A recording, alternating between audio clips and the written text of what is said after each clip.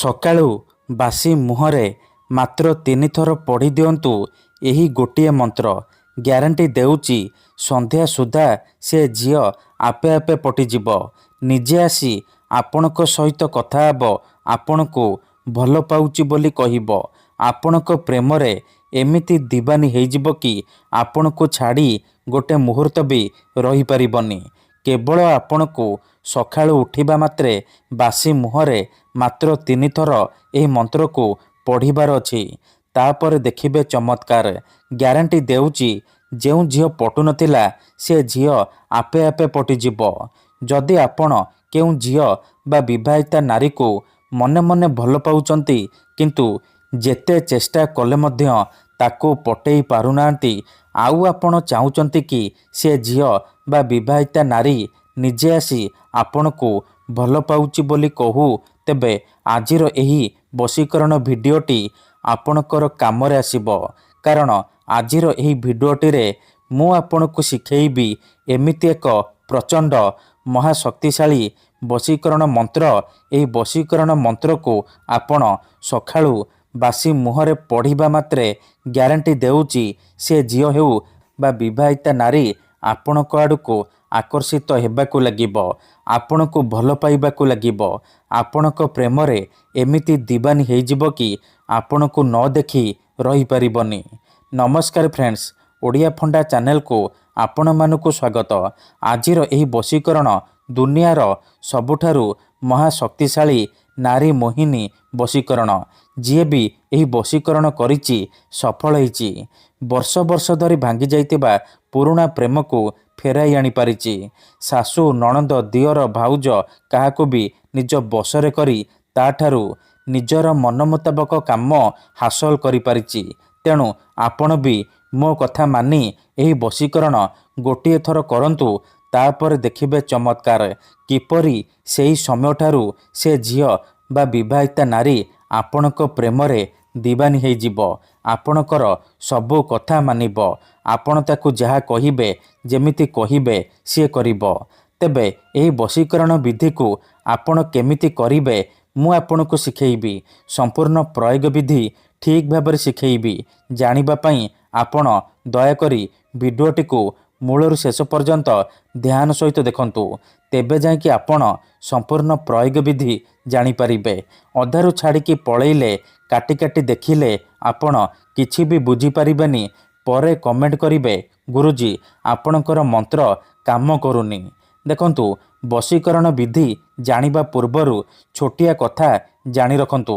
ଯେଉଁପରି ଆପଣ ଭଗବାନଙ୍କୁ ମାନୁଛନ୍ତି, ଭଗବାନଙ୍କ ଉପରେ ବିଶ୍ୱାସ ରଖିଛନ୍ତି, ନିଜର ସବୁ ଦୁଃଖ କଷ୍ଟ ଅସୁବିଧା ଭଗବାନଙ୍କୁ ଜଣାଉଛନ୍ତି, ଯଦି ସେ ଅସୁବିଧାର ସମାଧାନ ନ ହେଲା ତାହାର ମାନେ ନୁହେଁ କି ଭଗବାନ ନାହାନ୍ତି।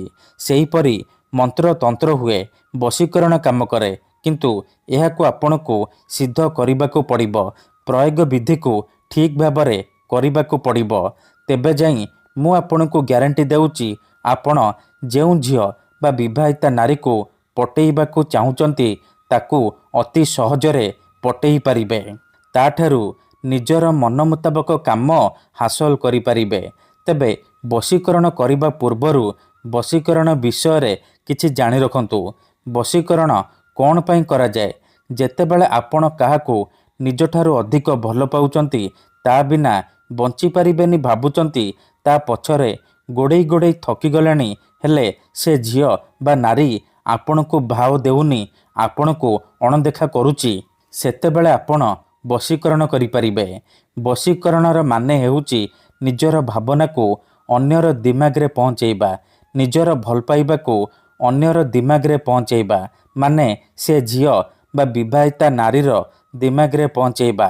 ତେଣୁ ମୋର ଆପଣମାନଙ୍କୁ ଅନୁରୋଧ କି ମନରେ କୌଣସି ଖରାପ ଉଦ୍ଦେଶ୍ୟ କିମ୍ବା କୌଣସି ଖରାପ କାମ ପାଇଁ ଆପଣ ଏହି ମନ୍ତ୍ରକୁ ପାଠ କରିବେନି। କାହିଁକି ନା ଏହି ବଶୀକରଣ ହେଉଛି ସବୁଠାରୁ ସହଜ କିନ୍ତୁ ଶକ୍ତିଶାଳୀ ବଶୀକରଣ।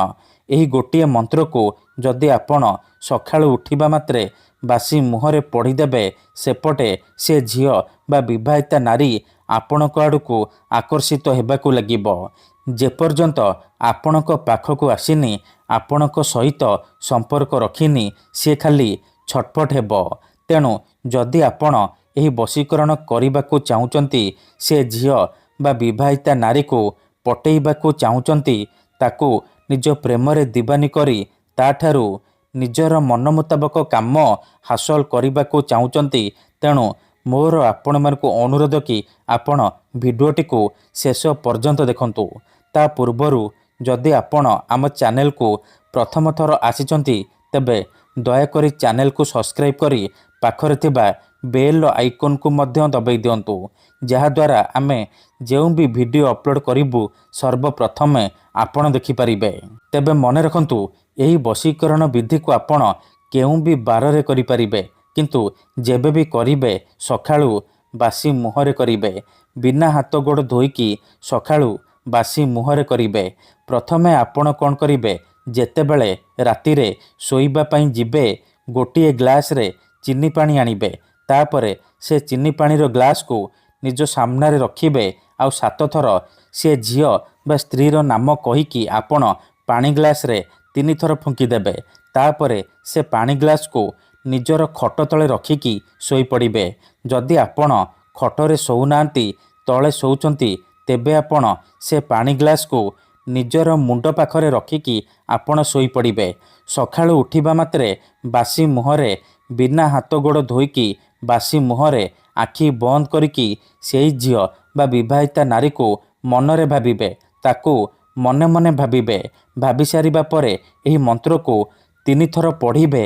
ତାପରେ 3 ଢୋକ ପାଣି ଆପଣ ପିଇଦେବେ।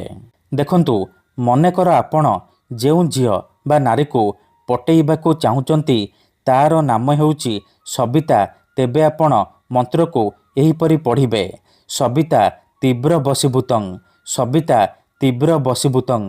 ଥରେ ଆପଣ କହିବେ ସବିତା ତୀବ୍ର ବଶୀଭୂତଂ, ଗୋଟିଏ ଢୋକ ପାଣି ପିଇଦେବେ। ଆଉ ଥରେ କହିବେ ସବିତା ତୀବ୍ର ବଶୀଭୂତଂ, ଆଉ ଗୋଟିଏ ଢୋକ ପାଣି ପିଇଦେବେ। ଏହିପରି ଆପଣ ଲଗାତାର 3 ଥର କହିବେ, ଆଉ 3 ଢୋକ ପାଣି ଆପଣ ପିଇଦେବେ। ଏହିପରି ଆପଣ ଲଗାତାର 3 ଦିନ ପର୍ଯ୍ୟନ୍ତ ସକାଳୁ ଉଠିବା ମାତ୍ରେ ବାସି ମୁହଁରେ କରିବେ। ମନେ ରଖନ୍ତୁ, ଏହି ବିଧିକୁ ଆପଣ ଅଧାରୁ ଛାଡ଼ିବେନି। ଲଗାତାର 3 ଦିନ ପର୍ଯ୍ୟନ୍ତ ସକାଳୁ ଉଠିବା ମାତ୍ରେ ବାସି ମୁହଁରେ ଏହିପରି କରିବେ। ତାପରେ ଦେଖିବେ, ଯେଉଁ ଝିଅ ପଟୁନଥିଲା, ସେ ଝିଅ ଆପେ ଆପେ ପଟିଯିବ, ଆପଣଙ୍କ ପ୍ରେମରେ ଦିବାନୀ ହୋଇଯିବ। ଯେଉଁ ବିବାହିତା ନାରୀ ଆପଣଙ୍କୁ ଭାव ଦେଉନଥିଲା, ସିଏ ଫୋନ୍ କରିବ, ହାତ ଧରିକି ରୁମ୍କୁ ଡାକିବ, ଯାହା ଚାହିଁବେ ତାହା କରିବ। ଧନ୍ୟବାଦ।